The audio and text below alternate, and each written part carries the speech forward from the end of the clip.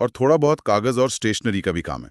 हाँ, तो चलिए देखते हैं इसमें क्या चल रहा है। बिल्कुल। तो इन स्रोतों से जो जानकारी मिली है उसे जोड़कर देखते हैं कि कंपनी की आज की स्थिति क्या है, माली हालत कैसी है और हाल फिलहाल में क्या कुछ खास हुआ है। सही। हमारा फोकस रहेगा मुख्य वित्तीय आंकड़ों पर, बिजनेस मॉडल और जो नई घोषणाएं हुई हैं उन पर। ठीक है, तो सबसे पहले कुछ जरूरी आंकड़े देख लेते हैं। 21 जुलाई सुबह की बात करें तो शेयर की कीमत थी 92 रुपीज 95 पैसा। हाँ, जो करीब 3.37% ऊपर थी। और कंपनी का मार्केट कैप मतलब बाजार में कुल कीमत वो लगभग 114 करोड़ रुपए है। हाँ, 114 करोड़। और कुछ और आंकड़े भी हैं जो तस्वीर को थोड़ा और साफ करते हैं। बताइए। स्टॉक का पी रेशियो 38.2 है, बुक वैल्यू 0.63 रुपीस। और एक खास बात, डिविडेंड यील्ड वो शून्य है, 0.00%। शून्य डिविडेंड मतलब कंपनी मुनाफा कमा तो रही है पर शेयर धारकों को कुछ नहीं दे रही सीधे तौर पर। बिल्कुल यही मतलब है।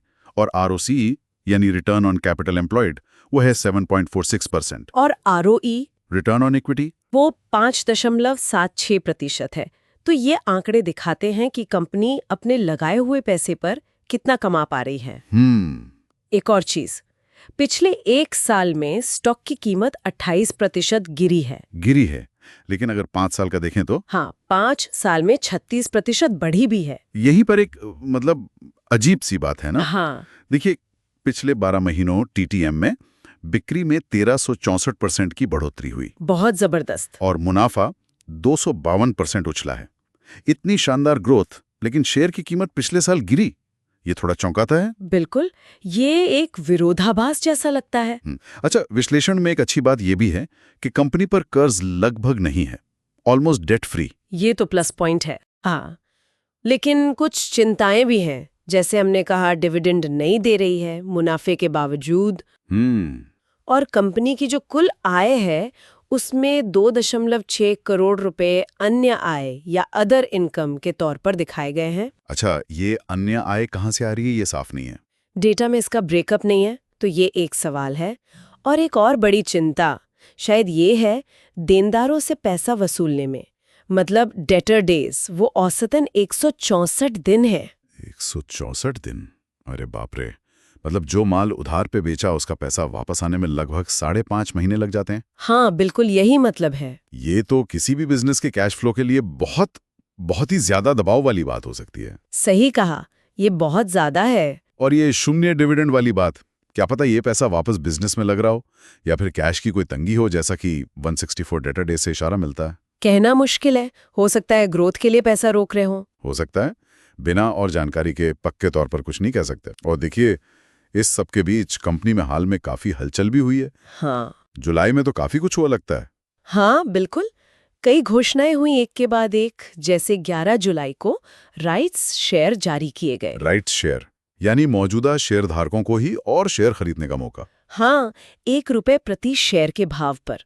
और ये छोटे मोटे नहीं, करीब 4.947 अरब नए शेयर जारी हुए। बाप रे, इससे तो पेड अप कैपिटल बहुत बढ़ गया होगा। हाँ, बढ़कर 12.45 अरब शेयर हो गया। और इसी दिन एक और चीज हुई। इस राइट्स इशू से जो पैसा आएगा उसके इस्तेमाल पर नजर रखने के लिए केयर रेटिंग्स को नियुक्त किया। सही, पारदर्शिता दिखाने की कोशिश शायद। लगता तो यही है। फिर 15 जुलाई को इसी राइट्स इशू का विज्ञापन अखबारों में आया और 17 जुलाई को एक बोर्ड मीटिंग होनी थी। हाँ, जिसमें नए बिजनेस के अवसरों पर बात होनी थी। वो मीटिंग टाल दी गई है, अब 24 जुलाई को होगी। अच्छा, और एक और खबर थी 10 जुलाई की। कंपनी ने कहा कि उनके स्टॉक के बारे में झूठी अफवाहें चल रही हैं और उन्होंने साइबर क्राइम में शिकायत भी की है। हाँ, ये भी हुआ। निवेशकों का भरोसा बनाए रखने के लिए जरूरी कदम। ये सारी गतिविधियां, मतलब राइट्स इशू, नई योजनाओं पर विचार, अफवाहों का खंडन, ये और भी दिलचस्प हो जाती है जब हम शेयर होल्डिंग पैटर्न देखते हैं। बिल्कुल, वो तो सबसे चौंकाने वाला हिस्सा है शायद। देखिए, मार्च 2023 में प्रमोटर्स यानी कंपनी के मुख्य मालिक, उनकी हिस्सेदारी सिर्फ 1.21% थी। बस, बहुत कम। हाँ, मार्च 2024 में ये थोड़ी बढ़ी, 2.26% हुई। लेकिन मार्च 2025 तक ये शून्य हो गई, 0%। जीरो? मतलब प्रमोटर पूरी तरह बाहर। अब कंपनी का मालिक कौन है फिर?